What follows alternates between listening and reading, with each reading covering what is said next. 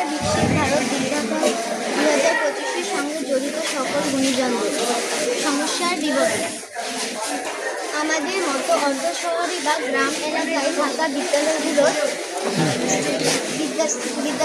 প্রায় 60% ছেলেমেয়েরা one time plastic বোতল ব্যবহার করে। এই ধরনের প্লাস্টিক বোতলে বিসফেনল এ ফেলেটস নামক রাসায়নিক পদার্থ থাকে, যা সূর্যরশ্মি এবং বায়ুর সংস্পর্শে আসলে বিপরীত রাসায়নিক ক্রিয়া করে।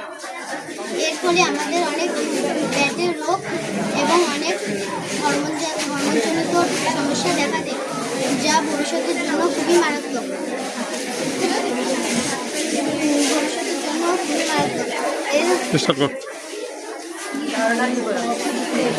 এই সমস্যার সমাধান করতে আমরা একটি উপায় চিন্তা করেছি, যার নাম দিয়েছি ভিক্রো প্লাস্টিক অ্যাকোয়া বোতল।